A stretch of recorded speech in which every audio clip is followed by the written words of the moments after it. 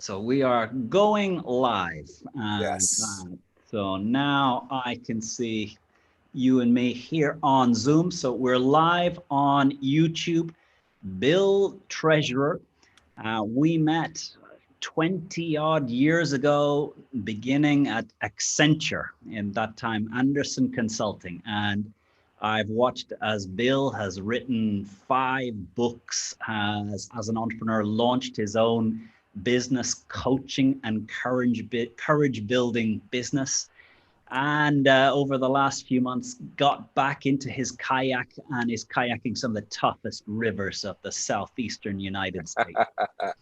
And our conversation today will be wide ranging across life as a speaker, coaching, the challenges that leaders face, how Bill and how I work with leaders, work with our friends, work with other speakers, in terms of helping people achieve more than they would do if we were not part of their lives.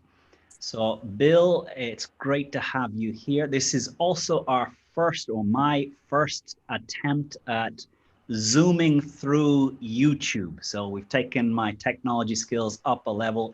We're speaking through Zoom. I'm using Zoom's built in function to stream that out to YouTube. We have the YouTube chat both here, so we can see all the chat messages. So those of you who are connected and listening, if you just in the chat, let us know, where are you connecting from? So city and country, where are you? And I can see a few people starting to connect. We've got Iraq, Baghdad. Oh, this is the global community that is YouTube. So, Bill, tell us a little bit about what brings Bill into the world. How did you get to where you are today? Well, first of all, thanks so much for agreeing to do a session like this. You and I go a long way. It's amazing. It's almost 25 years, really, that you and I have known each other, and so looking forward to this conversation. It's great too to see all the people. Look at these places, right? From Kuwait to Germany to Mexico to Baghdad to where I am in North Carolina. Egypt just popped in. That's really fantastic. Let me check with you first off. I put my YouTube on pause so that I wouldn't hear an echo, but I just want to make sure it's still going on your side, right? Oh, yeah. Excellent. So I am doing well. I am here quarantined with my family in Asheville, North Carolina. Like a lot of business owners, including yourself, in the beginning, I was biting my nails. What does this all mean? And yet, like so many people have had to do, you make do and you pivot.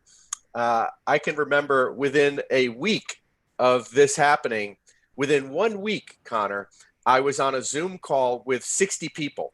I can't tell you what we talked about on that Zoom call. I really don't remember. All I remember is it felt wonderful that we were all carrying on despite the fact that we were in this pandemic, not knowing what to do. And we're figuring our way out. All of us are. And I have to say, I just cross my fingers. I knock on wood that I'm grateful because I'm having a good year. My business is actually having a good year. I realize that's not the case for everybody, and I feel blessed that it's worked out. And I'll tell you one of the simple, if you don't mind, one of the simple pivots that I did was in the beginning. That first week for us was around March 10th or so. And like you, I'm used to traveling all the time. I'm a nomad. I make my money by going and working with people directly in their offices, in their companies, working with people and shaking their hands and getting them up and doing breakouts and such. And suddenly now I can't travel. And my brother said, why don't you do a webinar on how to work from home? And it was so basic and it was so simple. But I've run my business out of my home for almost 20 years. And I thought, well, I guess I could try that. I tried it with a pilot group, including a few potential clients. And before you know it, I had sold 6 of them. I had sold 6 virtual sessions just on how to work from home. I ended up selling 4 more. And then clients started to trust me moving my materials to a virtual format. So it's like I think desperation sometimes is a good thing for business. And one of the things that I've realized over these last 4 months is I learn by speaking. That very often, if I read a book and then have a chance, either in the MBA environment or on a stage in a corporate event, to comment on a theme from the book, it's almost how I consolidate my learning. And March, April, what I realized is a lot of stuff wasn't sticking for me. That my speaking, actually is a very self-serving process. It's a way that I sort of hoover up knowledge from books and articles and other things I'm listening to, TED Talks, YouTube videos. And it's when I speak or when someone asks me a question and I need to put what I'm learning into a practical sense for them, that's when I finally realize what it is that I've learned. And these last 4 months, I found that I was very much missing that element of consolidation of my own learning. And one of the things that I've got out of the YouTube live function, whilst it's not having 100 faces looking at me intently, I try and stop and think, we do have 100 conscious people listening and trying to take what we're speaking and take it and make their own lives better, take it and make it practical. And, the chat is not the same as having someone raise their hand and say, Bill, could you take us deeper on that? And, one of the things that, I know I've seen some of your videos talking about courage building for organizations. And I know you're one of the few people that has a tattoo that commits you to a life of courage. But could you talk a bit about what is courage building and why Bill and your system is turned to by so many organizations? Yeah, and let me affirm what you said. Right. I tell groups, even when I work with them, it's like the first thing I tell groups is like, you're not going to be learning from me today. We're going to be learning together. And in fact, I'm going to learn from you.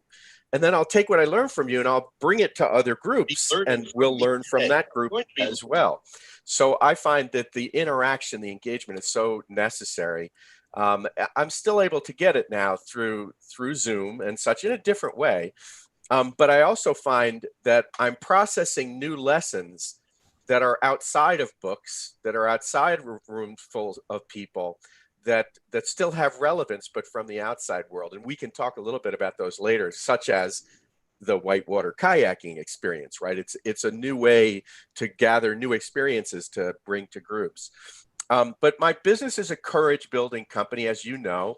You and I worked together at Accenture some over 20 years ago. And I started my business after leaving Accenture, and they were my first client. And I started it first as a risk leadership company. And what I found was that 4-letter word risk really, caused a lot of hiccups when I would get to meet with CEOs. They wanted to mitigate, control, and minimize risk. They didn't understand the idea of risk leadership. So I worked with a branding expert. And where we got it was, yes, you're about risk. And I had written a book, Right Risk, my first book. But he said, what you're really about is risk in action. You're really about courage. And that shift made all the difference, even in the way I communicated about the business. If you go to couragebuilding.com, you're going to find my company. So in the same way that companies need to do team building and they need to build leadership, fundamental underneath all of that, almost like an operating system, is building courage first. I know that you're a great admirer of the philosophers and Greek mythology and such. It's one of the things I love about you. And Aristotle said that courage is a virtue. And in fact, he said it's the first virtue because it makes all the other virtues possible. C.S. Lewis, the great theologian, said that courage is not just one of the virtues, it's all of the virtues taken to the testing point. So if courage is so important outside of the business place and in our regular lives, I mean, the Catholic Church calls it one of the 4 cardinal virtues, then why would it be any different in the workplace? And as you know, a workplace can sometimes be a bastion of fear. a lot of leaders still use fear and intimidation to motivate people to get things done. So it's actually ripe for the application of courage. And that's what my business is all about. And we can talk about it as three different ways of experiencing courage. The courage to try new things in the face of the unknown when you haven't done it before, maybe others have. I call it try courage. The courage of attempts, takes action and initiative. The second kind of courage is what I call trust courage. It's the courage of emotional vulnerability and requires psychological safety.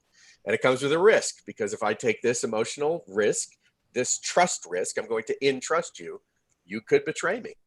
And then the third kind of courage that we more normally associate with courage in the workplace is the shaky voice and the person speaking up and speaking the truth, the assertiveness, the truth telling, if you will. So trying, trusting, and telling are three different expressions and three different ways of experiencing courage in the workplace. And if you go back to your first book, the first book that I remember reading of yours, Right Risk, the final chapter, and I remember the final chapter really hitting home. And I can still remember the final chapter of your book, Right Risk, begins with a story of Dante's Inferno.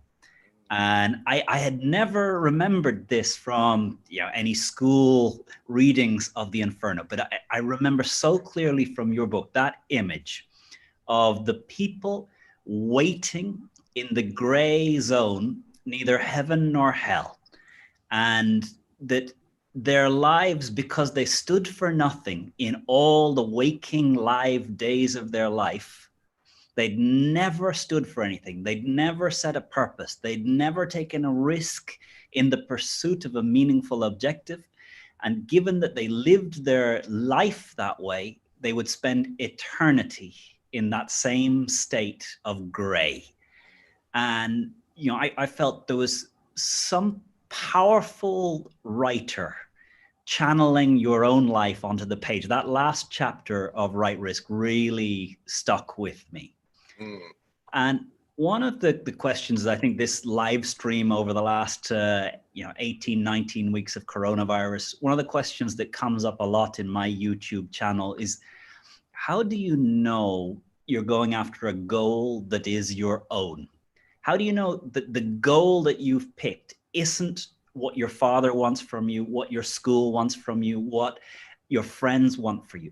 How does Bill Treasurer and how does a human being do a process where you take stock and you realize what is the purpose, the thing that I can go for, the thing that I'm willing to be courageous for, that I'm willing to pay the price that speaking up or trusting someone or trying something new causes me to have to pay? Because there is a price. If there is no price, you don't need courage.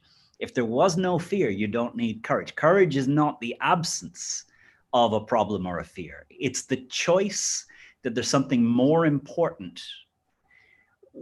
How did you find your...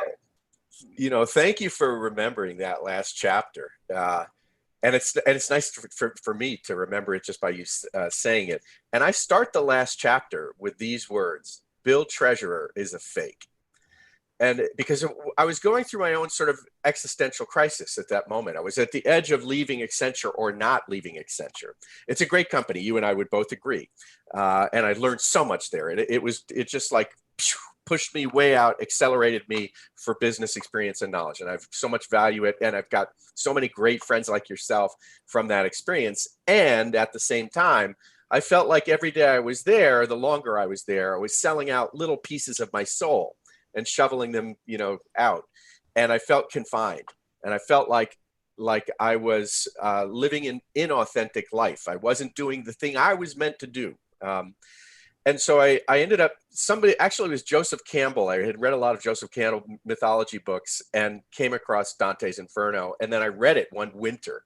And that idea that there are people outside of the gates of hell. These are the people that hell doesn't want and heaven won't have them. They're called shades. They're shades of people. They're not even fully people. And their punishment throughout the eternity of this non-hell, non-heaven place is to march behind a banner forever in eternity. And that banner, you know what it says on it? It says nothing, because they stood for nothing in life and they're going to stand for nothing in eternity. They never took a risk. And I was feeling like that guy. I was feeling like I am not standing for anything. I tell people what I stand for, but the life I'm living, I'm not really standing for it. And so I made the decision, and it helped me birth the last book, the last chapter of the book. Actually, it was working with a counselor. I said, should I stay? Should I go? I can't believe it. She said, Bill, you just wrote a book on risk taking. Why don't you follow your own advice and take the risk, right? So I think to answer your question, how do you know? The first place is what I would call the mirror test. When you look at yourself in the morning, do you have to avert your eyes because you're hiding from yourself? There's something you're avoiding that maybe you're the only one who knows that they're avoiding.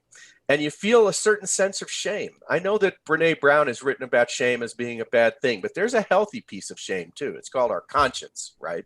And so my conscience knew that I was not being congruent with a value system that I said I had and the value system that I was living. There was a gap. I was being the shade.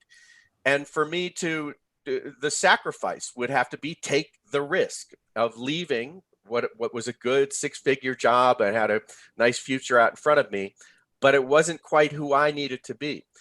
Thankfully, I continue to have a supportive wife.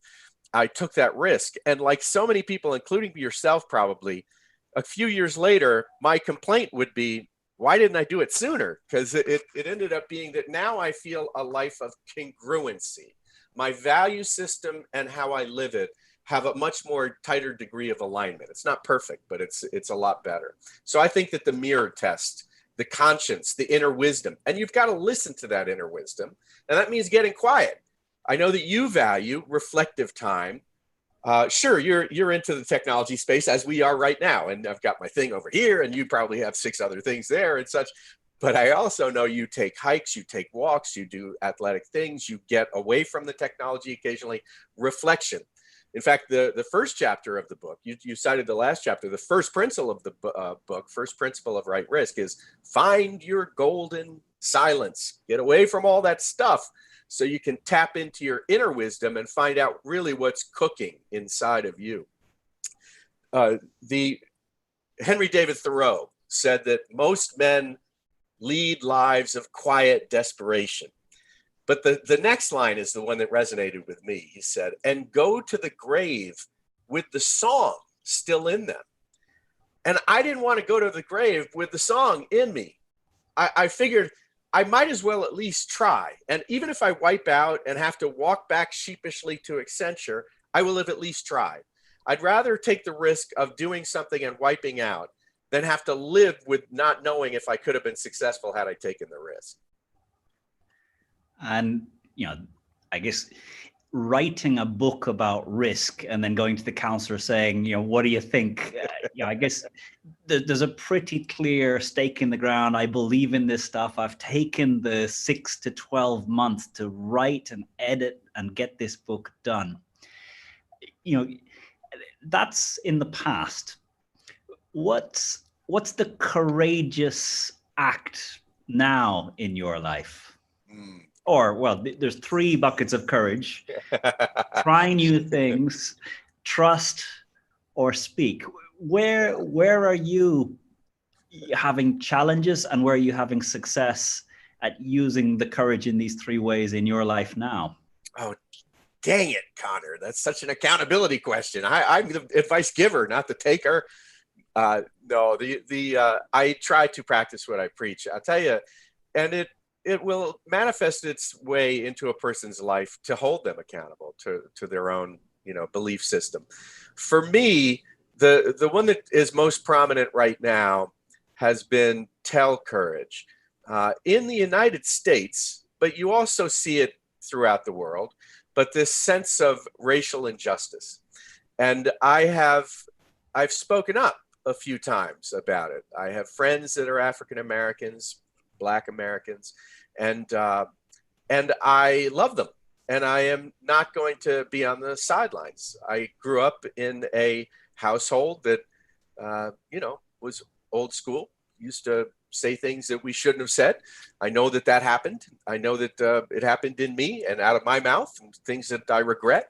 But I also know that I had an unusual experience. I was in a relationship with a woman, and her mom had remarried a black person.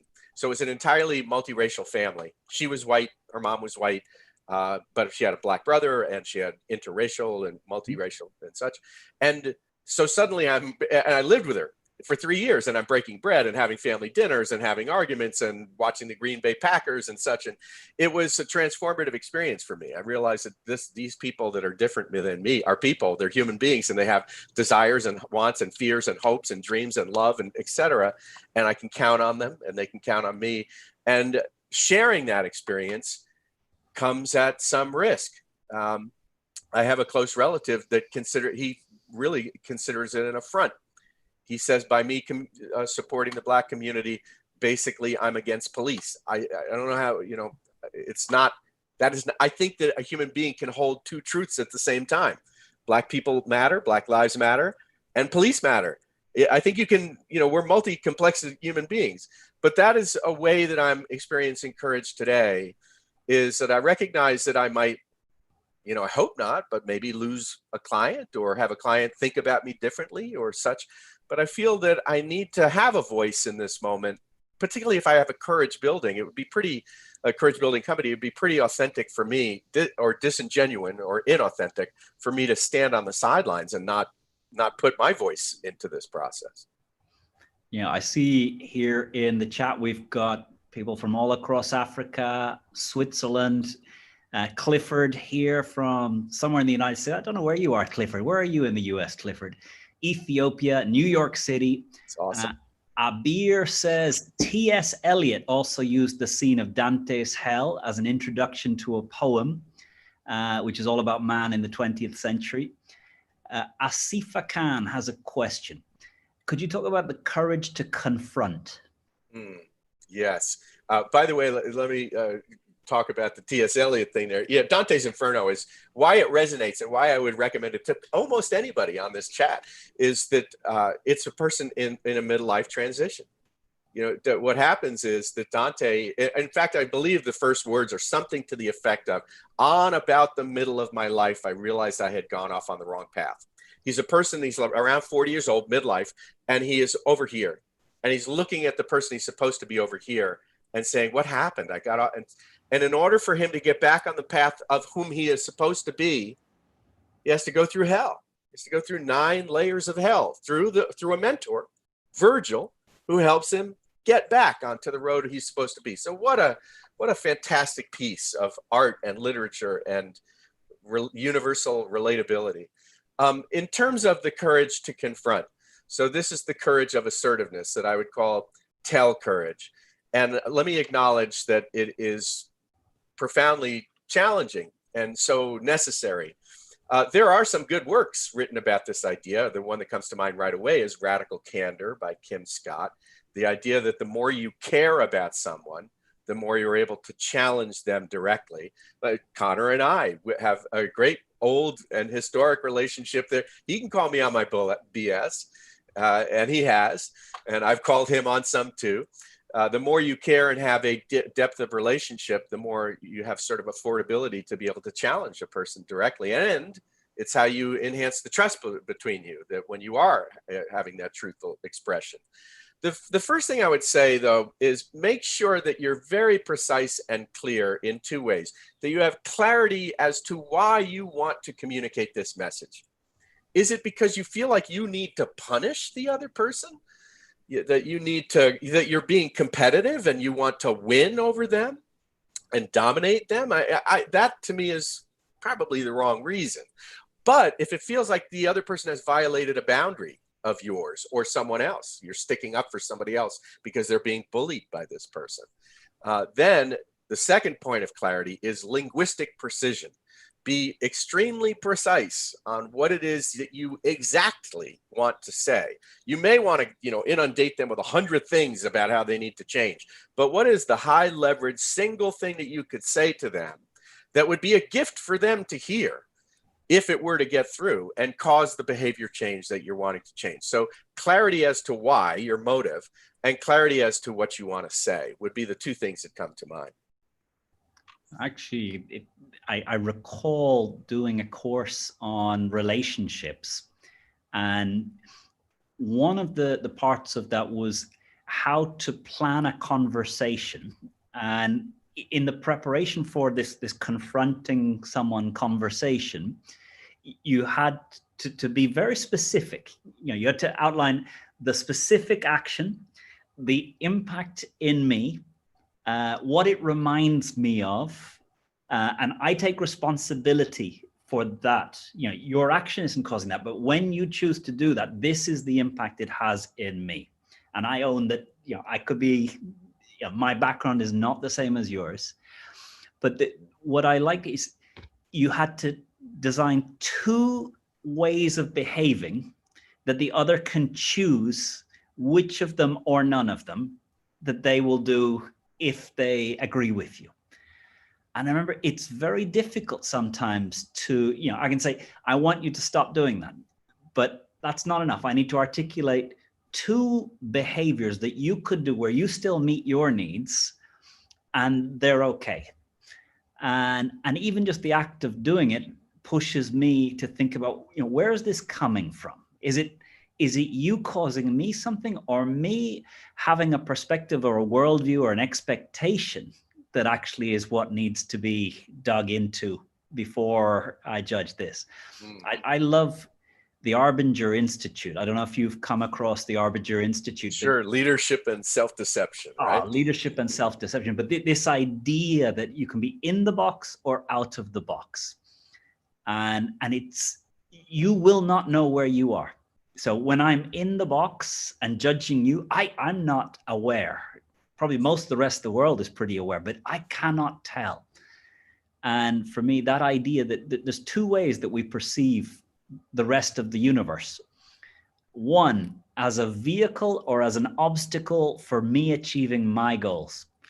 Two, as equally valid human beings, each with their own perspectives and goals, and we're all combining. And it's so easy for me to switch into a mode where I think, you're not giving me what I need. Obstacle. How do I manipulate the obstacle to remove it or change it so that I can get what I need? Yes.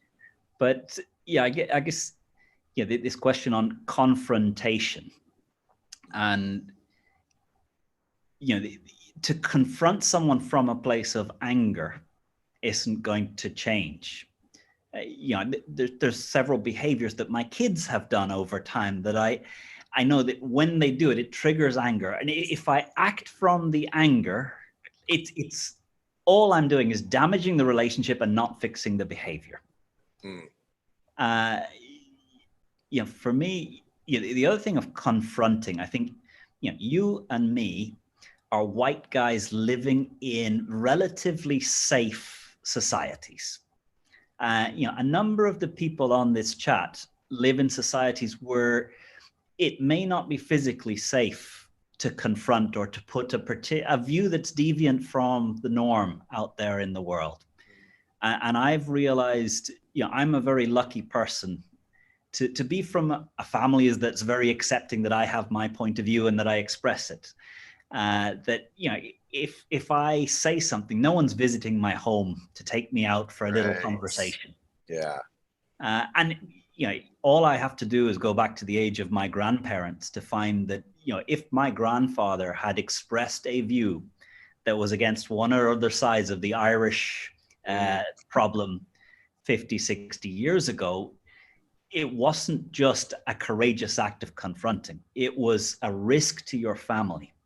Right. And I guess there are places in the world that, the courage to confront, sitting in Asheville, North Carolina, or me in southwestern Europe. I think there's places in the world where it's a greater risk. Right. And foolish courage probably is not something that's going to change the world. To me, I have on, to me, the most important lesson that I've learned in life. This was a question my now 16-year-old niece asked me a couple of years ago. She said, you've been teaching leadership all these years. You've given all these YouTube chats. What's the most important lesson you've ever learned? Interesting. And when she asked it, I remember I was about to give her a flippant response. And I saw her looking at me with a look of real interest in, Conor, 45 years old. What have you learned? And I said to her, give me a few days. This merits a good answer. And a couple of days later, I said, it's the wisdom prayer of St. Francis of Assisi, which is, give me the strength to change the things I can change. Give me the patience to accept the things I cannot change, and give me the wisdom to tell the difference. And that so much of it, I think, leadership and self-deception, so much of our self-deception is trying to change things that we cannot currently change, and not changing the things that we can change.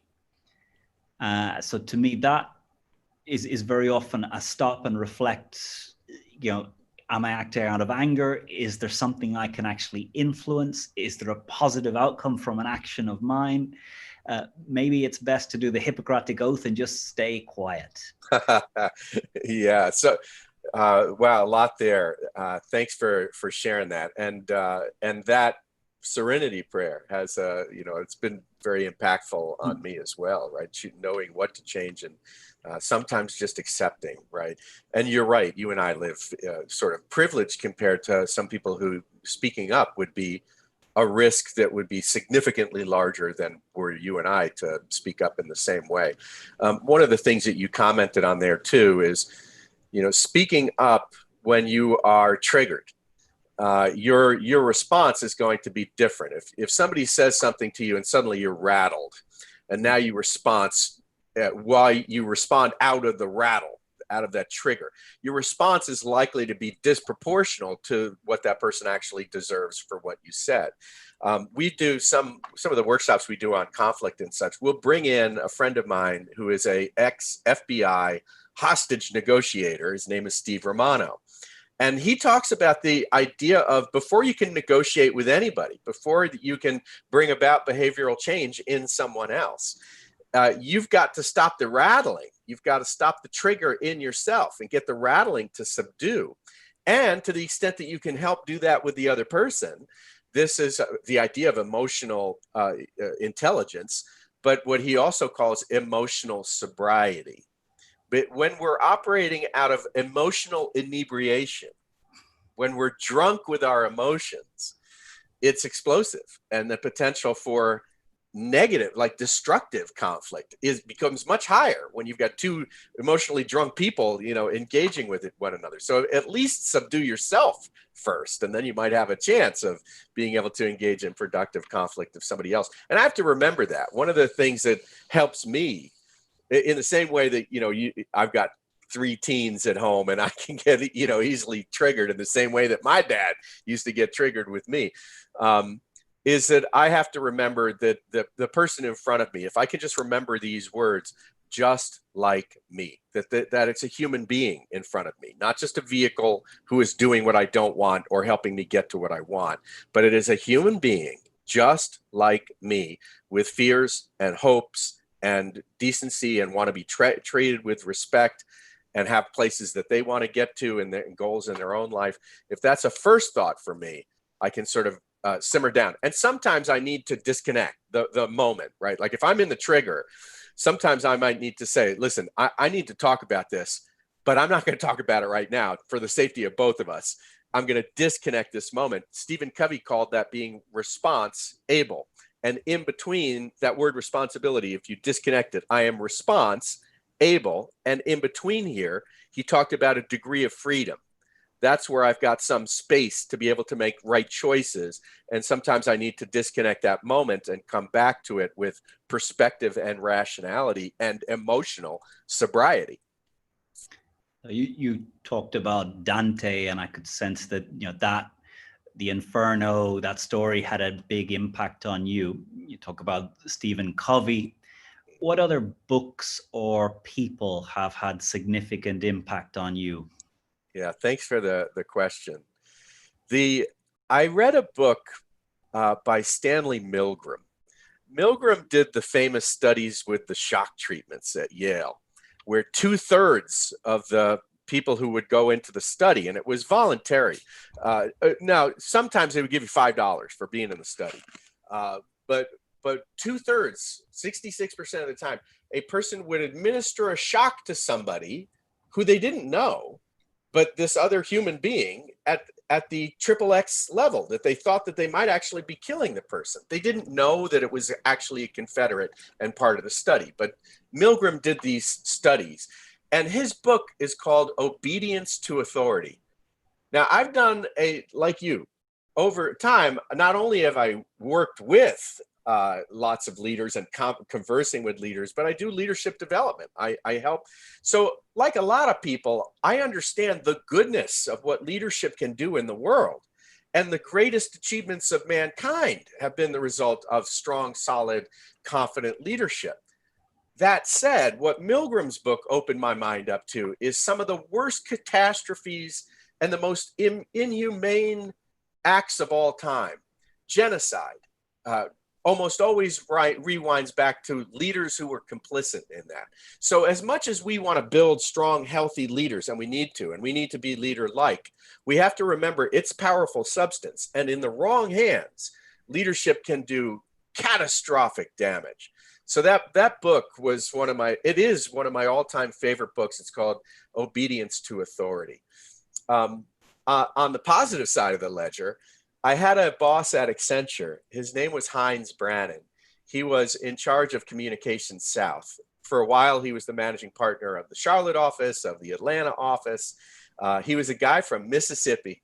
Now, I'm from New York originally, and New York is a fast moving, and we don't take no grief from anybody, and we're very aggressive people. And he was a slow talking guy from Mississippi. And at first I thought, well, he's slow talking, so maybe he's a little slower too in the head. And but what I found over time is that guy, although he talked like slow sipping bourbon whiskey, he was one of the smartest human beings that I ever met, and one of the most emotionally intelligent.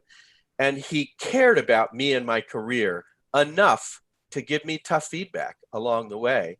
And I very much value him. I haven't spoken to him maybe in about a year, but we keep our conversations going. And I've gone to him for mentorship 20 years since I've worked with him. And I feel blessed because I've written books on the ideals of leadership, but I actually had a leader who lived into that ideal. So I often think, some people will ask themselves, WWJD, what would Jesus do? I often sometimes think in a business quagmire, what would Heinz do? How would Heinz react to this situation? So those are two that come to mind. There's a question here from Tony. What would be the first step to start out on your own to create a business developing leaders? I guess this is a little bit like, going back to you, when you were with that counselor, when you were still at Accenture, when you were thinking, what 2 or 3 things would you have done differently, or would you have done the same that were instrumental in the success of your consulting business? So it's a good question. And it's almost like what's the advice I would give myself, years ago, knowing what I know now. I think one of the things that I would still have done is that I think I had more confidence than actual competence in the beginning. In the beginning, I thought I knew more than I actually knew. So I was actually over my skis. But I'm not sure that I would have had the chutzpah to get into this business. I mean, if you think about it, right? Like I'm 58. 20 years ago, when I started the business, I was 40. All right, so that means I've got maybe 15 years of corporate experience. Is that enough for me to be giving leadership advice? I suppose on some level and with some groups and with some leaders, the answer might be yes. But I was also working with seasoned people who had way more experience than I did. So don't be afraid to be a little bit out over your skis. I believe now over time I have matched that false confidence with actual competence through mistake making, right? And that might be the second piece of advice is, scrape your knees. You're going to have some humiliating moments. And humiliation is a good teacher because it can bring you humility. I mean, I can remember one experience where I basically offended a client in front of his 12 apostles, his senior director team, real time during a 2-day strategic planning offsite. And it was so embarrassing. And he called me on it and confronted me on it. And he was right. And I actually called my mentor Heinz about that situation. So you will make some mistakes, and don't stop when you do. When you make a mistake, refuse not to learn from it, because you just paid a serious price, like the loss of that client in that example. So be a little out of your skis, make some mistakes, follow people that are a few steps in front of you. I have even 2 years ago, there's a speaker and another speaker that I admire. Both of them live in Vancouver, and one of them is doing things with his business that I had not yet gotten to. And at my own expense, I reached out to both of them and said, hey, I'd like to spend a day with each one of you. Separately, I asked them. And at my own expense, I flew up to Vancouver, and it was a couple of $1,000, but it was worth the investment in me to draw wisdom from two generous people who are out further in front with their businesses towards where I want to be. So invest in yourself by tapping into the wisdom and mentorship of people who've already gotten to where you're trying to get to. So those are three things that come quickly to mind. Yeah, and I guess I would be a firm believer and promoter of the most important questions are who, not how or what. The question, who is running a business that you would aspire to have? Who is solving the problems that you would like to be able to solve better? Who is engaging with the leaders that you would love to be able to help? And asking the question, who, and then not asking them what do they do, but watching how they are. Because I think even successful teachers are quite poor at articulating why they're successful. I've learned that with mentors, asking them for their tips for success, like I just did now, is a very poor way of learning. Watching how they carry themselves, watching how they engage. I think, for me, I would learn far more just being a day around Bill, visit a client site, watch how you engage, watch what you pay attention to. What are you reading? Where do you stop? What do you look at? What news do you consume? What do you do when you come out of the building? These are the things that I think you start to see the real things that make a difference as to why one person really achieves what they go after, whereas another has all the competence, but there's just something missing. And one of the things that I wanted to have a conversation with you about, and I don't know if this is going to run an hour or more, but it'll be not time limited, but interest limited. There's a conversation that we had when you were last in Catalonia. That's fantastic. And it's been stuck with me, and I've had this conversation in my head, in my journal, with many people.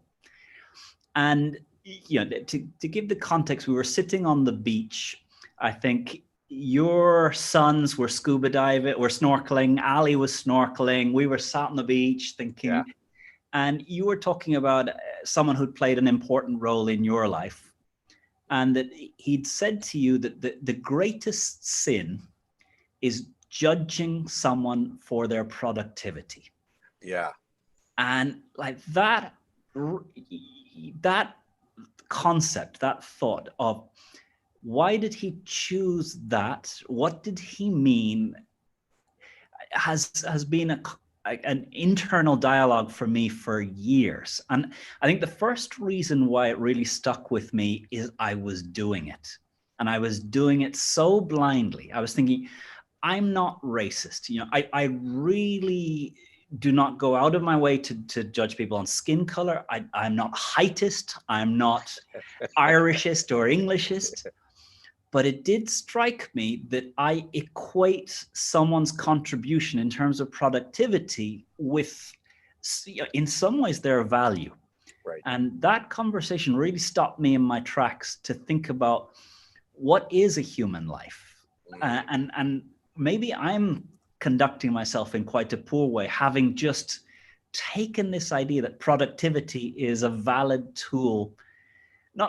And I think as a business owner, it is a tool that you need to use. I can't just have unproductive employees sitting around. Right.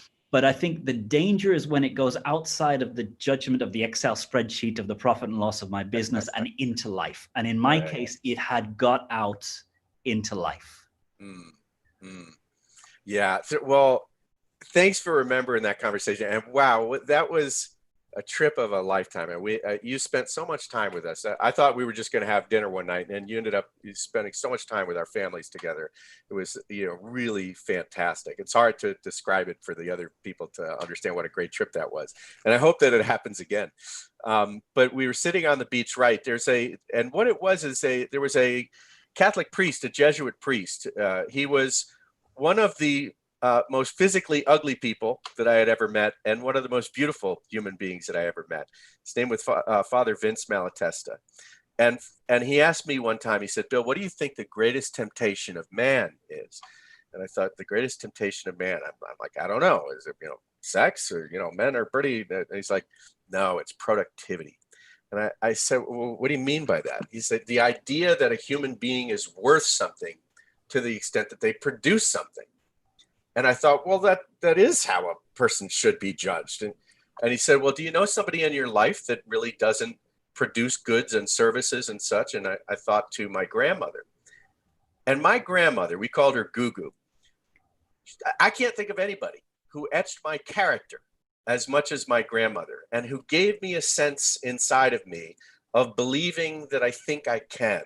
She helped remove doubt in me. She put confidence in me. She put belief in me. She put spirituality and faith in me, and a belief in God in me.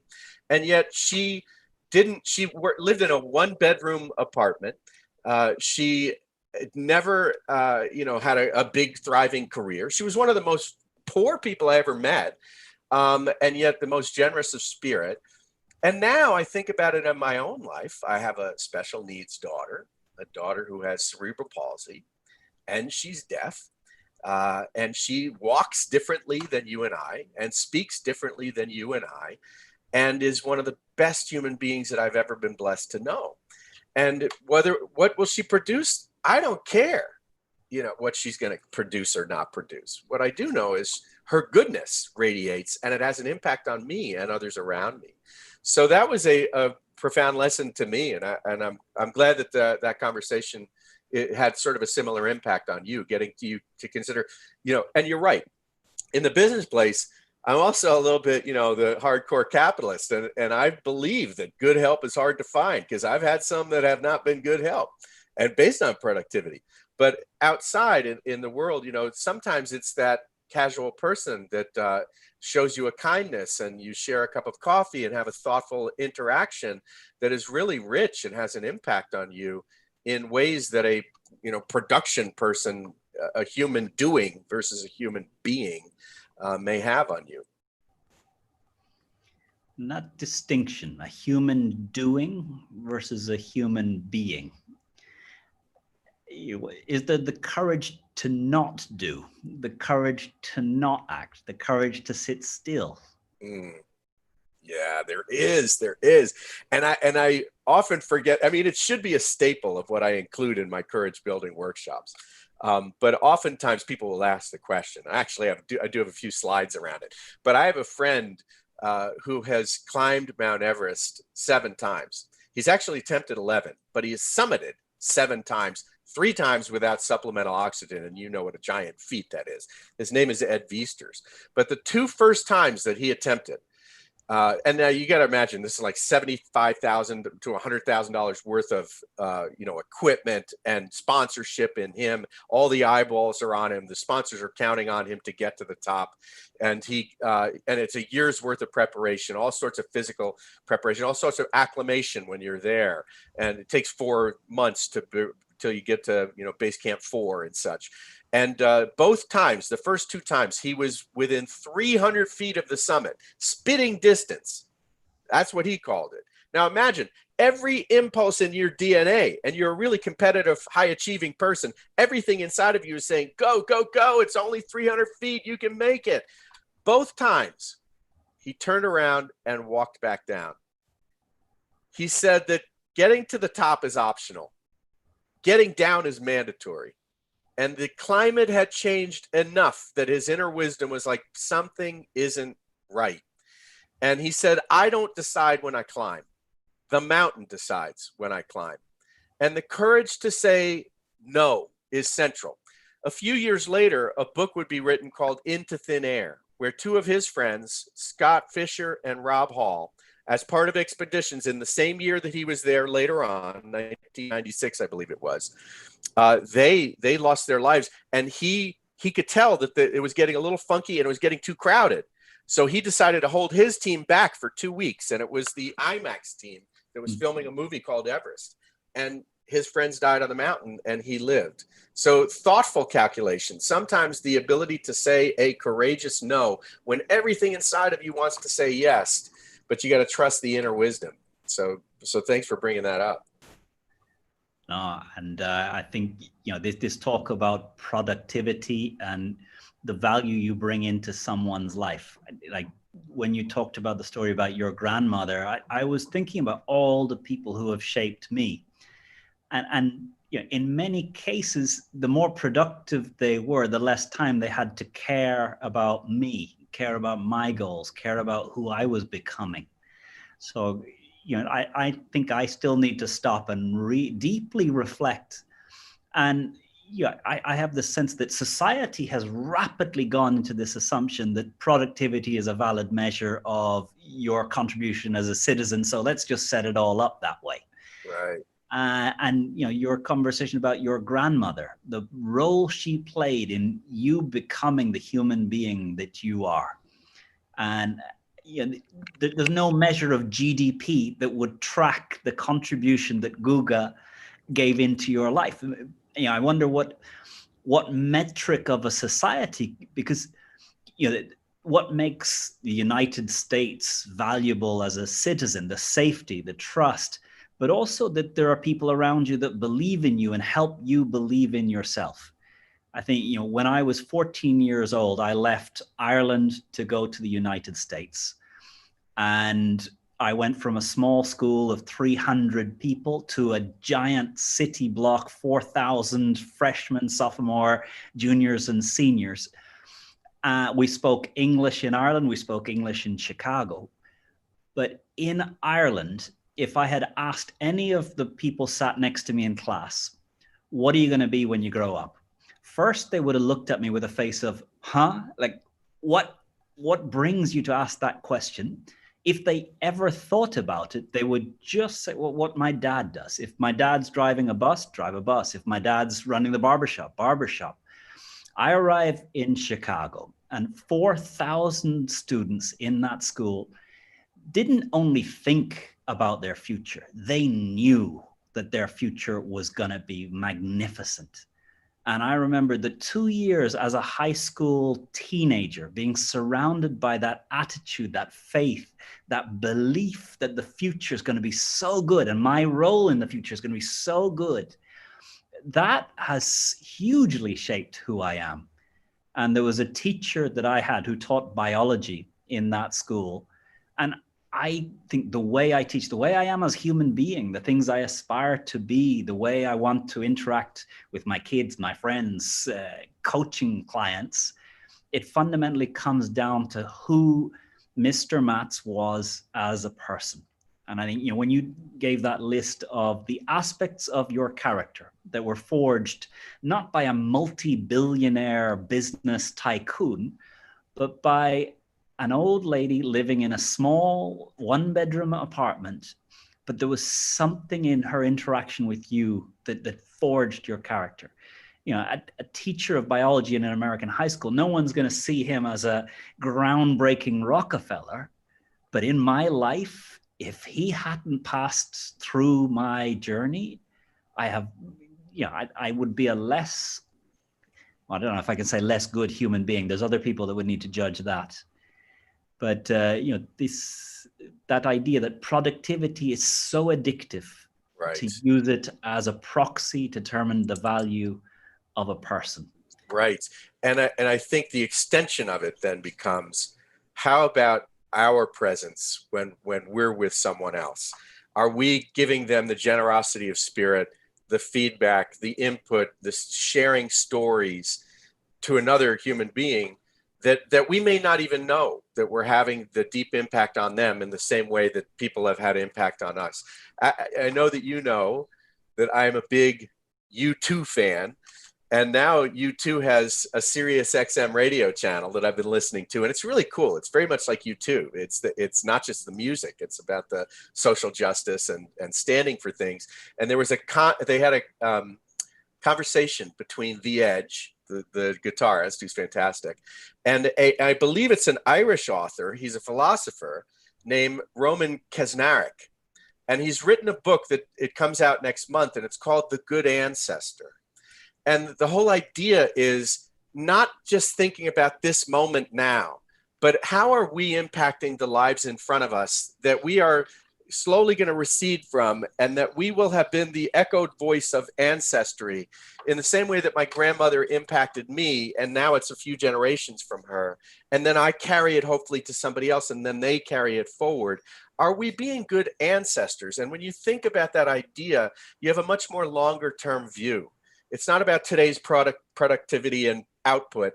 It's about helping shape this human being in front of me that's in a dilemma place, that is wanting to do better, and sharing my experiences to help ease their load as they face their world. And then we start thinking about the climate, and we start thinking about the way we treat other human beings, and creating systems of social justice for a longer term. Are we being good ancestors in this moment for the generations in front of us? Wow, I love that framing. And one of the things that I was thinking about, often when I ask you a question, sadly, my active listening is so weak that I already have my own answer, which is something I'm working on, to ask a question and listen, not ask a question and then have it answered already in my own head. The question on how do you know if the life you're living is aimed towards goals that come from you, a purpose that comes from you. And definitely being in silence, cultivating the space to listen to the little quiet voice inside. Also, realizing who your mentors are, and paying attention to who, just by their way of being, there's something about them that you acknowledge, you recall. I think, this conversation about productivity, I since I'm a human doing that's making a real effort in this decade of life to judge myself less for my doing, and judge myself I think I don't hold out the hope that Conor will reach a non-judgmental Buddhist peace Zen. But I want to move away from at least my own judgment of whether a day was a good day, from what I did, to how was I, what energy I emitted out into the life. And that another of the ways that we can get clarity on goals is shifting to that very long-term perspective. It's almost a trite exercise of leadership development programs that you write your obituary. And I think if you don't take it seriously, it's a pointless exercise. But if you really take it seriously, it's in a way like answering that question: am I a good ancestor? What will remain of me? Will the widgets that I made, will the extra widget I made for being 8% more productive than the guy next to me on the production line, be the things that live beyond me? Or is it that, at a moment that I could have reacted out of anger, I didn't? And that memory stayed with someone. And maybe years later, that memory has led them not to react out of anger. There's in the book, The Road Less Traveled, I remember one of the ideas that is a bit of this being a good ancestor. He talks about being the first in an ancestral chain that breaks the chain. We are each 13 billion years of universe creation, planets coming together, bacterial life beginning, mothers, children, generation and generation. I'm reading a couple of books at the moment, and one is called The Rational Optimist. And it talks about 10,000 years of Homo sapien, mother to kid, parents to children, how many ancestors lived tough lives to pass this genetic heritage to us. And to think about how many thousands of generations will come beyond us, and that we each have a choice of being the one that any negative that I received, I decide I'm the end. That all those 1,000 years of negativity, of anger, of reacting, of feeling, of acting out of fear rather than acting out of love, I decide that I choose not to pass this on. And that in every family tree, there's, you maybe in the future, there'll be a device that allows us to look back. It was Bill, look, 100,000 years of negativity, of frustration, of anger, of bitterness. Right. And wow, that conscious being made the decision that what they would pass on was only the positive. They would only be an encourager. They would challenge out of the capacity of the other, not out of an anger or frustration in me.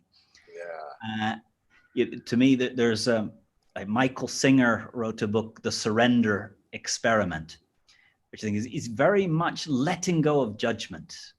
And I love it. It's almost a novel. It's a biographical story of his own life, in which he really decided to live a life where he took away his judgment. That if the universe asked, his answer would always be yes. And the universe has many ways of asking. It can be someone coming in and saying, Bill, help me. And his deal with himself when he was young was, my answer will be yes, always. And the story in The Surrender Experiment is where his life went to by just openly saying yes to every opportunity that the universe threw into his path. Wow. And there's another, I forget the name of the philosopher, but he has this scale, which is the map of consciousness. And it goes from 0 to 1,000, 1,000 being your enlightened being. I have no capacity to describe what that state would be because I'm not there. 0 is a totally negative conscious entity. And about 20, I think, is shame. So that the inner state of an abiding sense of shame is the lowest functioning negative conscious state to be in. So, if you're in a state of deep shame, you're not going to take action. Everything is going to be painted more negative. And it just moves up 200. So it's got this scale of 0 to 1,000. 200 is neutral. It's the first point where you as a conscious being is neither making things worse nor making things better. Any state below that, and the types of emotional states that are the consciousness below 200, shame, anger, pride, frustration. These are mental states where your presence is making things worse.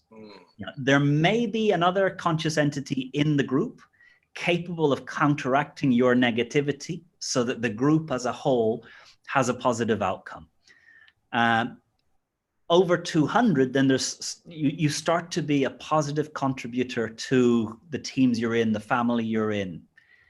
And I think, Arbinger is about, it has to be a conscious choice you do not accidentally be a positive, non-reactive, conscious contributor to a family. Your granny, she didn't react her way to transmitting a sense of purpose, a sense of that you're important.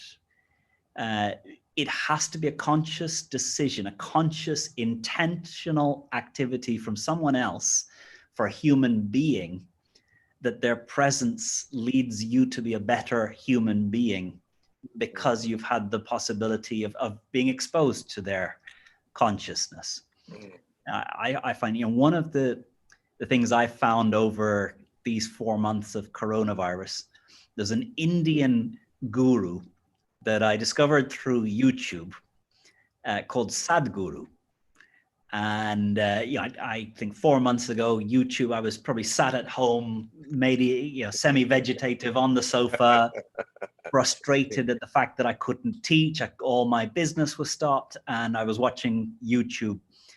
And I just found that he has a way of talking and a way of thinking and a way of giving perspective that I just feel more at peace, more clear, more able to take positive, proactive, good action, just because, even via YouTube, I'm exposed for a little bit of time to his way of perceiving the world.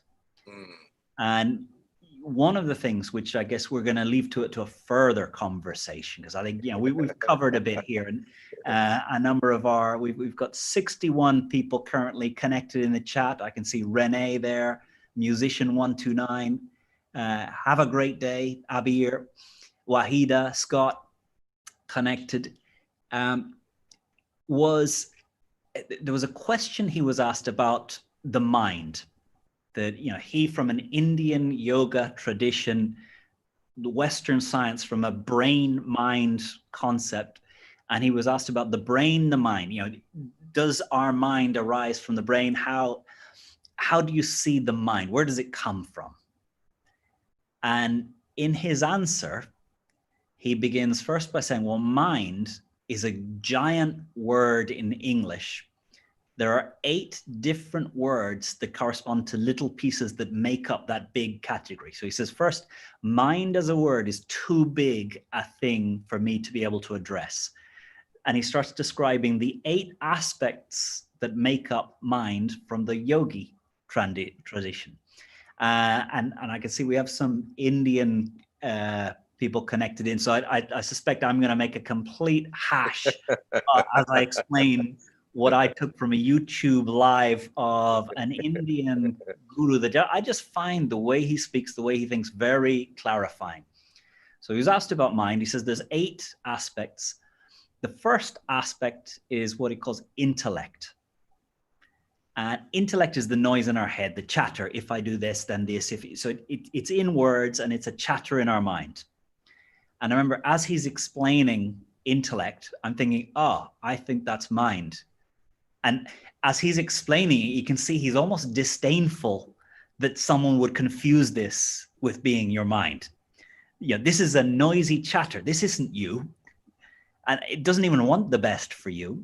It's just a chattering little thing, but it's one tiny part. And if you could switch it off, you'd be a much better functioning being. So what struck me was his attitude towards intellect as he was talking about it. He was disdainful of this idea, while I was thinking, oh crap, that's the way I approach life. I intellect my way through life. Yeah. The next level of mind, he called identity. And you can identify yourself as a human being. You can identify yourself as a male. You can identify yourself as a successful American white male. You can identify yourself as a liberal thinker. And he said, the moment you identify yourself as anything, your intellect only serves that identity. Your intellect does not serve the truth. It does not serve the facts. It serves the identity. If I think I'm successful, my intellect, everything I see is filtered in order to allow that identity to remain strong. And I don't remember the other 6 aspects of mine because I was so struck by how blind I am to the identities that I have kind of addicted myself to, and a realization that until I get clear what are the identities that I hold for myself, I can't really see reality. And there, I see myself as a successful entrepreneur. So I remember stopping and thinking, what are all the things that I refuse to see that would put at risk that identity as a successful entrepreneur? I see myself as a good father. What are all the things that I am deliberately being blind to in order to sustain that identity as a good father? And I think one of the most powerful things that I've done over this 4 month of coronavirus is try to be clear on all the identities I have, that if someone pokes it, the reaction is far above, and the emotional reaction is far above what a little poke should generate. And I realized, being productive, being a successful human being, being financially astute, being a good investor, these are all things that I want to be seen at. It means a lot to me to be seen as these things, and it's distorting what I see about reality. And I wonder, in the United States and in all the world, speaking out right now on Black Lives Matter, George Floyd, and all of that sort of latent pain that is coming out now, because people are saying, actually, I am struggling, and this is one of the ways that I'm struggling. I think one of the underlying things is what we identify with. And nations are beautiful things, and as you talked about in leadership, but they can also be the source of some horrific things. And I wonder to what degree, allowing everyone to feel safe in their identity, that you don't have to threaten my identity in order to take greater charge of your life. But it seems, and I guess in the same way of sandcastle building on the beach, destroying a castle is meaningful. You get an immediate reaction. It takes 20 seconds. Building your own castle takes 4 hours, lots of hard work, backbreaking work.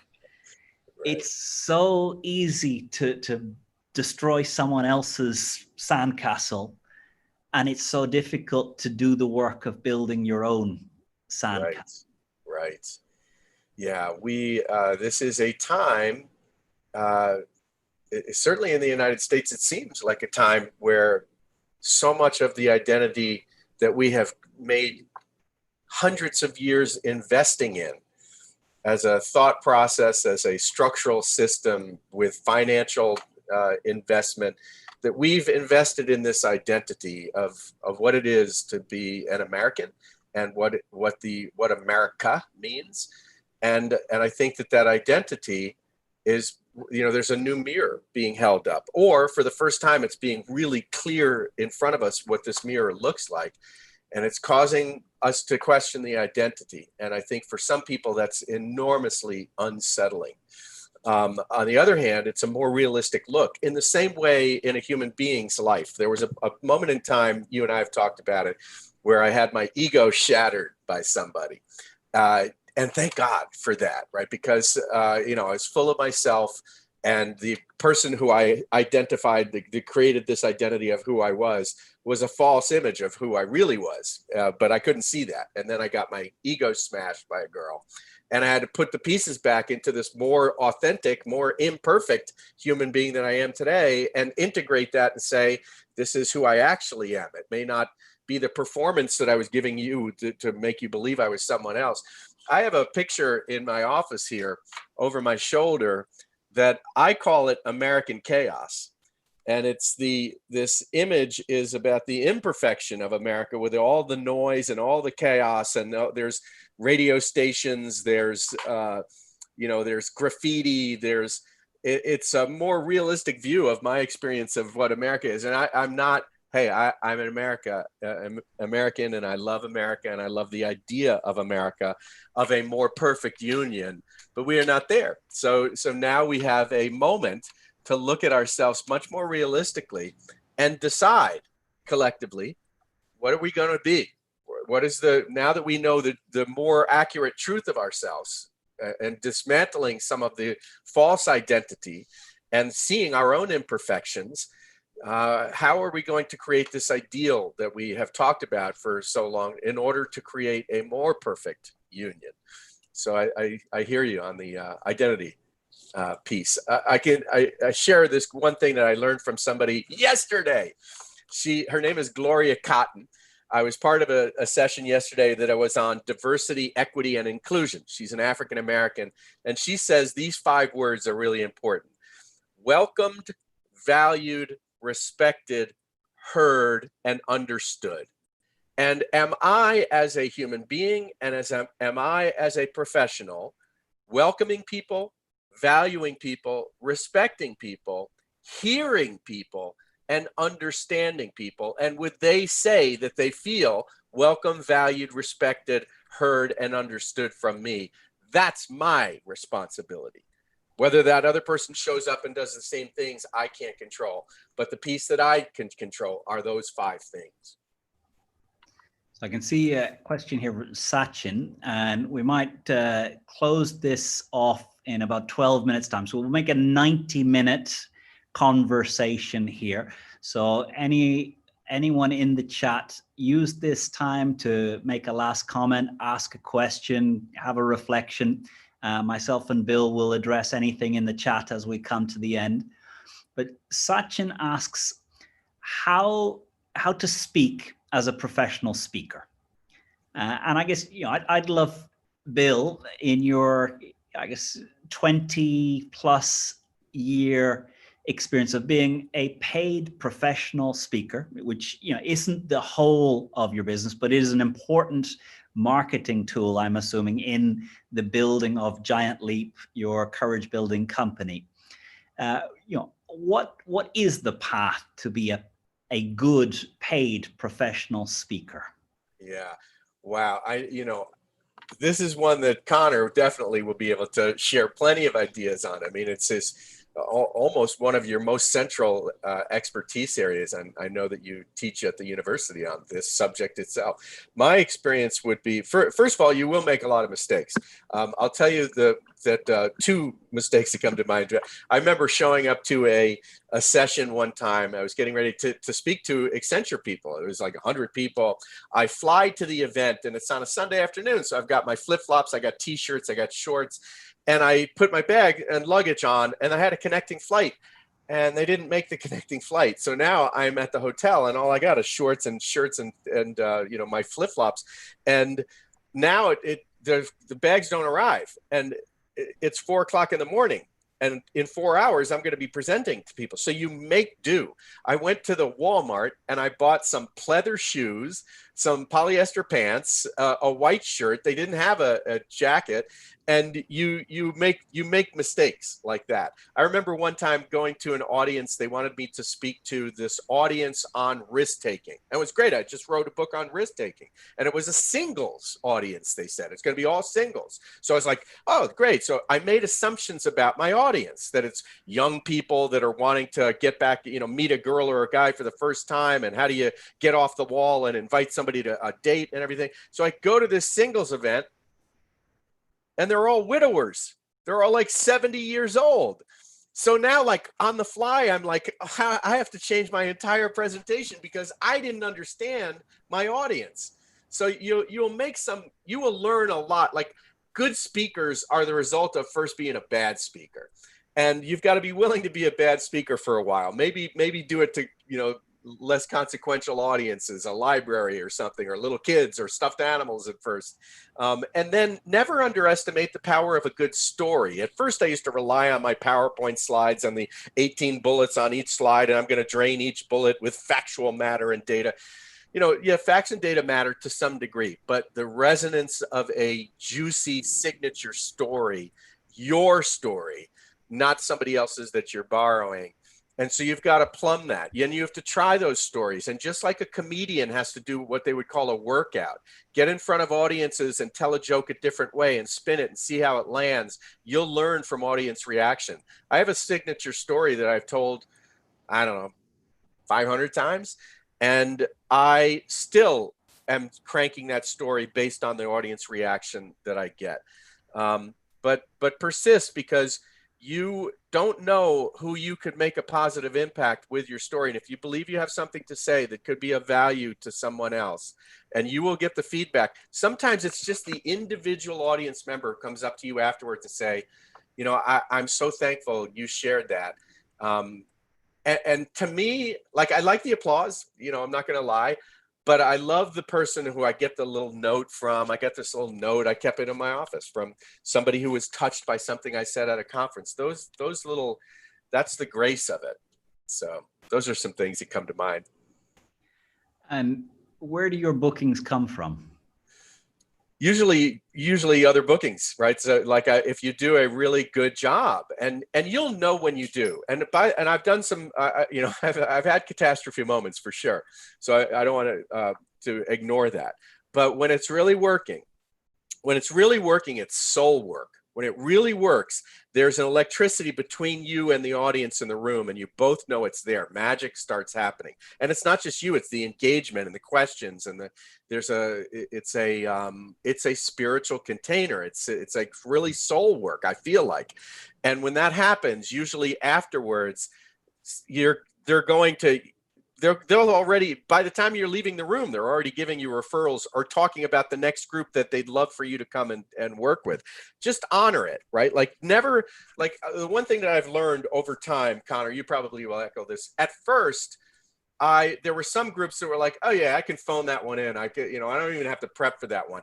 You have to prep for every single one. I don't care if you've done it 1,000 times. The morning of your talk or the night before, you better be, you know, bulleting out things that, even though you've bulleted those things for 100 other audiences, you got to do it again, because it's about honoring the work. When you honor the prep work, you have the pre-conversations to understand the audience, to understand what's driving the need, to understand why they're having the conference in the first place, why they chose you, why they want to talk about courage, where they're trying to get to. If you have the preparatory conversations, then you feel like you deserve to do a good job. So you got to honor the work with the upfront prep work, and then the magic will happen in the room. Yep. And I think that aspect of know your audience. So anytime that I'm aware that I don't know the audience, one of the conditions in the booking is they will arrange conversations for me with 10 or 12 of the individuals that will be sat in the room. And I'm doing it for two reasons. One, I really want to ask them, why are you there? What are you looking for from this event? The second is, when I step on stage, the first 12 people I'm going to acknowledge are them. And the impact on a room of 1,000 when 12 people are nodding, it's this guy's someone. Right. It could be a total nobody, but 12 people going like this, the room thinks, should we know this guy? He's famous? Yeah. But, you know, my usual answer to this question is speak 100 times for free. You know, how to be paid? Speak 100 times for free. Just determine that over the next 2 years, you will be in front of 100 audiences. You'll speak in libraries, you'll speak in bars, you'll learn how to do wide venues and narrow venues and good venues and terrible venues and venues where the AV is terrible, venues where the AV is non-existent, how to interact with people, how to deal with the heckler. You need to learn how to deal with the person who's a pro in destroying the emotional positivity in a room. You know, you don't get them every time, but you're going to get enough of them that if you cannot handle that black hole negative person that is there to take the energy out of your room, a lot of your events are going to go down the pan. And I think, you know, for me, I remember a couple of moments in my life where I was so glad that opportunity had not come 10 years before. There's an interview with, I think Tim Ferriss on his podcast interviews an American comedian, a female comedian. And I remember one of the statements she said was that the worst thing that could happen to a comedian, exposure before experience. Like every young comedian crosses their fingers and hopes for the 5 minutes on the big TV show early in their career. And she says, no, like the worst thing that could happen, the thing that will kill you, is if that happened in year one. You know, your amateur brain thinks that's the fast track. There is no fast track. You got to do the work to build the foundations. And as a comedian, it's midnight sessions in the club 50 miles from town. And only having done 8 years of every dodgy, dim club in the world, are you ready for the huge bright lights to shine on you? Because if something can go wrong, it probably will. Oh yeah, you can get guaranteed. You cannot deliver almost on a level of autopilot, then you're not ready for those really important moments. Right. Yeah. One of the things that helped me a lot is that before I ever did a public speaking engagement, as you know, I was a performer. I was a performer with the U.S. high diving team, and I did over almost, it was 1,600 performances. And a lot of times we had a comedy in the show. So I learned the cadence of an audience. I learned how to stop after a joke and let it land. I learned how to look audience members in the eye without feeling self-conscious. All of that was foundational work so that now when I'm in front of a group, it's there. It's foundation that it makes me more comfortable on my feet. And I like the spontaneity. My favorite part of a talk now are the 15 to 20 minutes of Q&A on the end, because it's where the real-time spontaneity, it's so electric, it's something improvisational. And I'm recalling all that, pieces of history real time in the moment. But I totally agree with you. And you find out what is your perfect audience. I heard, so go back to the YouTube Sirius XM radio channel. Bono was having a conversation with Chris Rock, and he said, I don't love the amphitheaters. That's like a lot of work, but give me a club with 3,500 people and that's my house. I'm going to own that house. Bill, you are a coach, and I know coaches love good questions. I see James has a good one here. Bill, what's the best question you have ever been asked? The best question.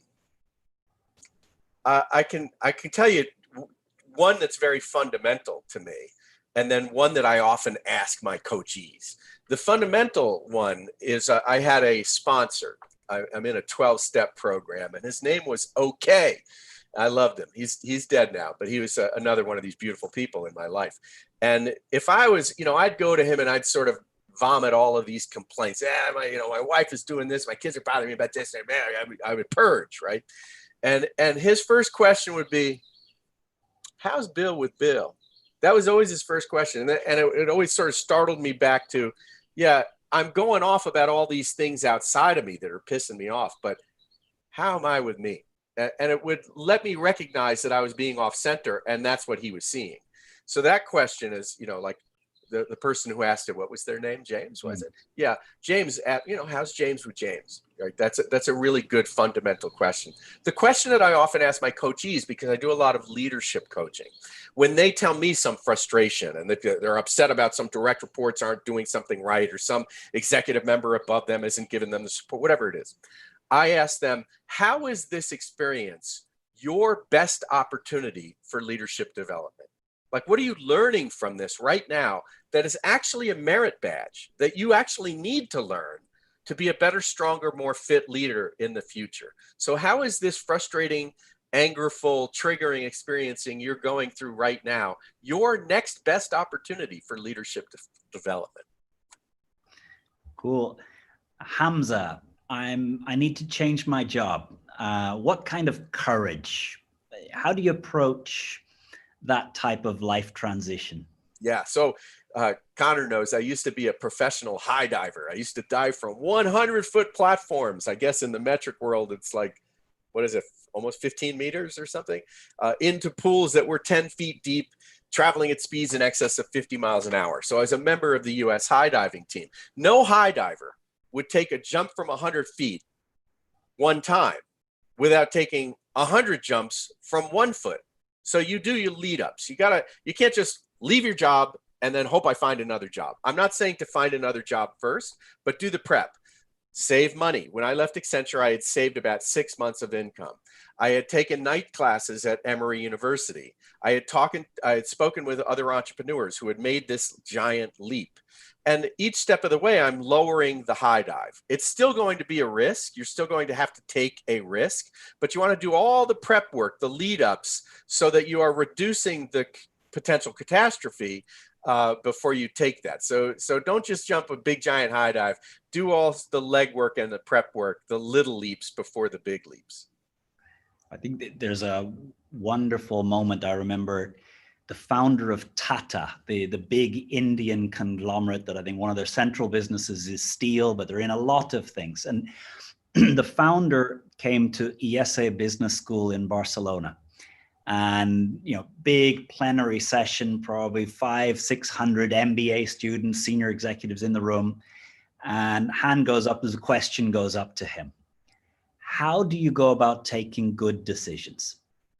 And Tata sort of chuckles at the question, and he says, I don't spend a lot of time really going deep into taking good decisions. We have some great advisors. We look at the options. But I don't spend a lot of time taking good decisions. I dedicate my life to taking the decisions we've taken and make them great.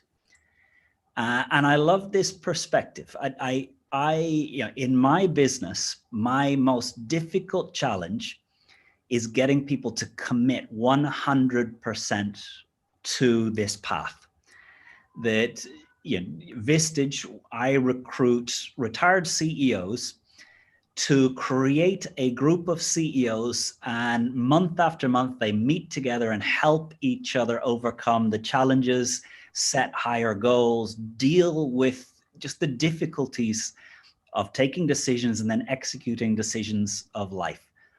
And very often someone goes, I'll give it a try. They're going to fail. I'll give it a try is zero commitment. I'll do it until it gets hard. The next level, I'm going to give this a really good shot. Guaranteed failure. It sounds positive, but if it gets hard, they're gone. Then you start to get into the tricky one. I'll do my best. I'll give it everything I've got. Sounds really good. Another guaranteed failure because it's going to get hard. And what they've given you is a pre-prepared excuse for when the situation gets hard. And to me, the 99.9% commitment is not the same as 100%. And I've never found the way. How do you take someone from this, I'll give it everything I've got, this is really important to me, but they've held open a tiny excuse that if they find that it's a little bit beyond them, they've got a little back door. They can say it wasn't the right time, an opportunity came up. That I really just I realized that the rewards and the return weren't really what I was looking for at this time in my life. Bollocks, you bailed. That the person who says, Conor, I'm going to do this, whatever it takes, however long it takes. This is the path I want for me. And I go, right. It doesn't matter the words, doesn't matter the training, it doesn't matter. The moment that switch happens where I see something has just happened and they've been pushed over an edge and now it's not an option. And it doesn't matter how hard it is, it doesn't matter how long it takes, this is going to happen. And it transforms everything about them because now every time they meet someone, that other person is blown away by the fact that whether I say yes or no, this is going to happen. And I think, we human beings, particularly successful CEO human beings, have a pretty good instinct for, is someone going to be someone that makes a positive difference? And we can tell it with very small signs if someone really is committed to making this happen. And, to me, I've not found the coaching mechanism that helps someone make that step. It's often had to be some other external blow in their life that pushes them over. So very often I'm looking for a paradox in your life that, you know, there's something you'd like to be a certain way, but there's nothing you can do to fix it. And you've got to accept it. And if I can find that, we can work from there to a realization that you need help and many need help. And that human life, we're not the first person ever to face the challenges we have in front of us. Every problem that we face, someone else has already faced and someone else today is already facing.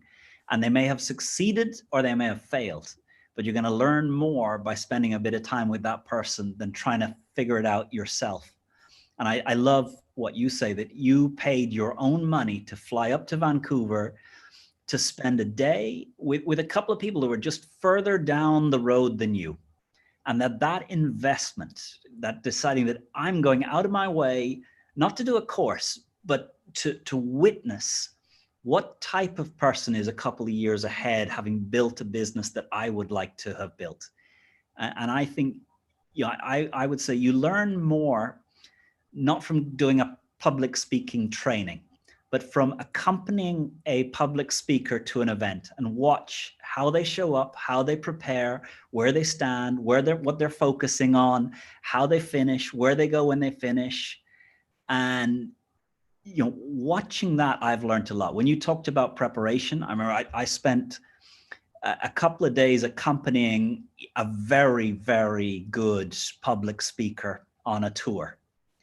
I was just a taxi driver. I could have been a lot more, but all I wanted to do was watch how he conducted himself. And I remember he was running an event. He wrote out all the whiteboards, all the flip charts the night before the event. And I remember I was sitting in the room and I said, "Do you want me to help?" And he says, no, this is important to me because the event needs me to have seen all of this. And I said, you redo this every event? And he said, yeah, because this is about getting my mind in the right place.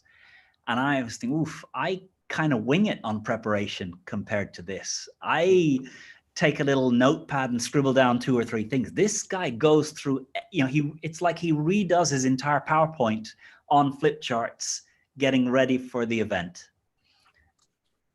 Isn't that amazing, right? So here is, these are the notes, my handwritten notes for Total Petrochemicals. I've done sessions on conflict hundreds of times, but I write down my written notes the night before. Here's my written notes for Georgia Power in the United States. Those notes I've written on hundreds of other cards. I don't need to write them, but I do it because I honor the work. Here's my notes for Southern Nuclear. And I keep the notes. So it's like, it's a way of honoring the work. There's nothing special about me. I'm just letting you know, as Conor is, homework matters, right? And it's because it's almost like if I'm going to get applause, I want to feel like I deserved it. Like I did everything I could to earn the respect and the affinity of that audience by the prep work. I know that because I didn't do homework so many times where it bit me. So Bill, as a close, I have 2 final things. My final thing, I'm going to ask you for one word that just captures your state just now. But before we go there, I'm also going to ask everyone in the chat just to put one word, how you're feeling right now. If you were to put a word that just captures your state of mind after this conversation, wherever you are, what word captures your emotional state in this moment? And Bill, before you go there, there's a question from VK. I am always afraid that I would be rejected. I know it is all in my head, but how do I stop thinking about that?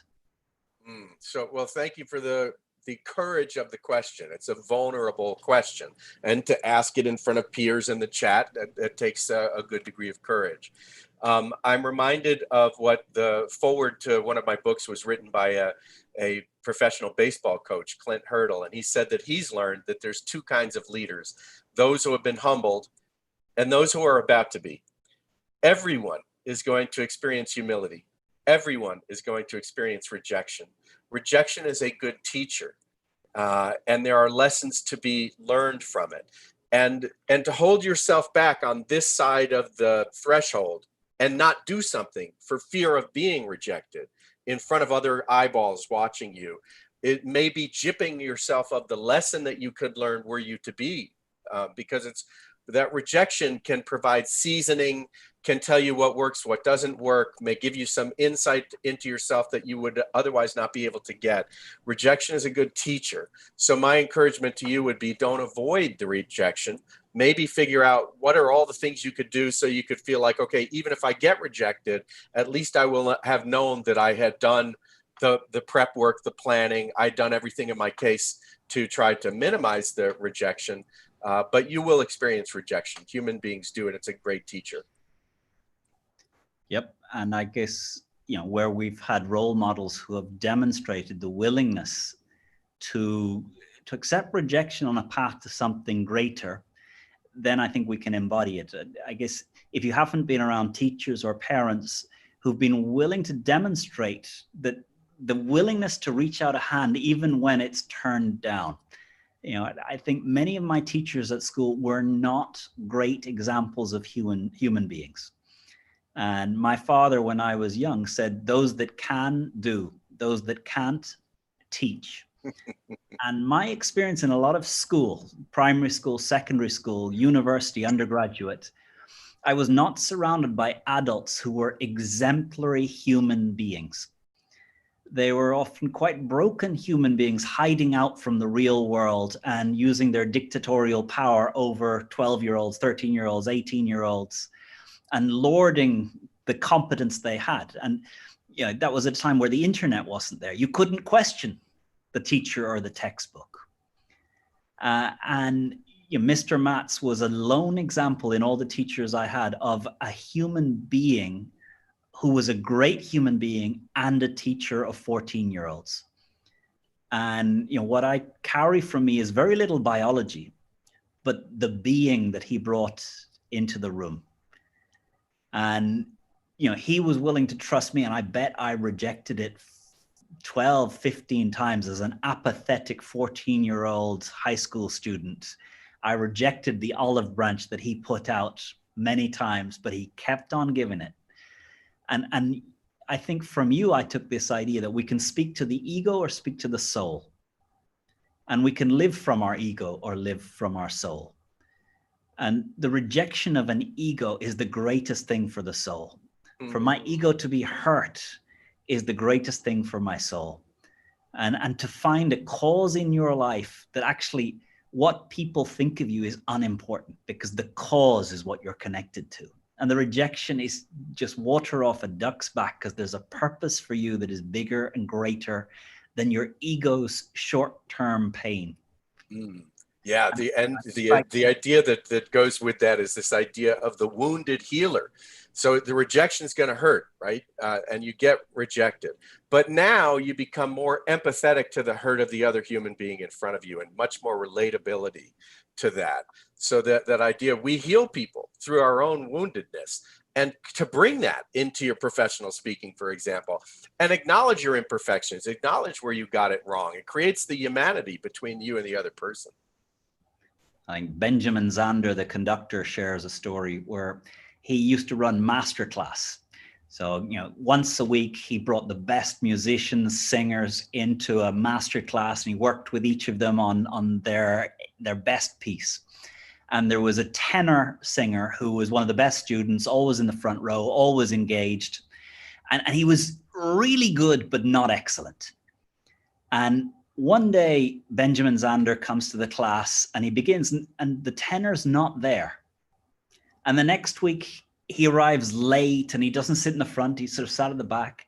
And the third week, he's there at the back. And Benjamin Zander, at the end of class, goes over to him and he says, for week after week, you've been in the front row, you've been engaged, has something happened? Are you okay? And this guy with a mournful face looks up at Zander and he says, the love of my life, the only girl I've ever truly loved, she's finished it with me. I am totally heartbroken. My life is over. And Benjamin says he's got the hand on the shoulder, and as he nods, he thinks in his head, oh, good. He's now ready to sing that aria from the opera. That's great. That's a great story. I guess what I heard in you is, without the full range of human experience in me, I cannot have compassion and empathy for another human being. And I guess as you become more and more successful, you can get easily insulated from ever being rejected, feeling let down, having your trust broken. And I think, I've been a speaker for 18 years. I've been an entrepreneur for 16 years. And what I reflect on is, I'm insulated from some of the early rejections. I'm forgetting what it feels like to be pushed down, turned down, told you're not good enough. There's a reputation and a marketing and an aura now that goes there before I arrive, such that no one will tell me the thing that hurts. No one will tell me today, Conor, you've got a big name, but that was kind of weak. Right. Yeah, that's right. Yeah, you become insulated to it. This is the danger of leadership in general, right? People, start to bring you information that'll be so pleasing to your ears, but it's the truth teller. It's that one person that can get through to you, that does that, the check on your ego. I call it the chief ego deflator. We all need somebody like that to bring us the truth that everybody else is too afraid to.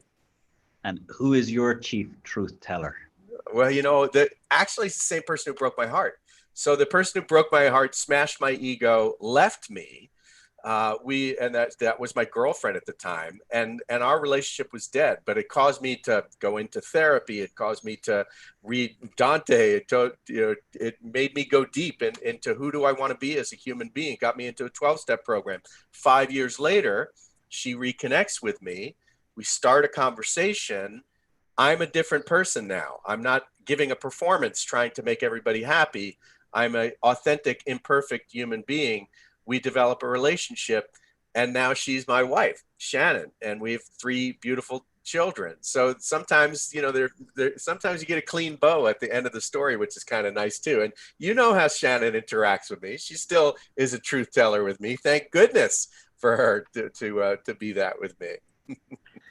And if you had to give us one word on this Thursday, I guess morning there, afternoon here, that captures your inner state, what word would you choose? It's, the word would be anticipate, or anticipating, because today my son is getting a new whitewater kayak.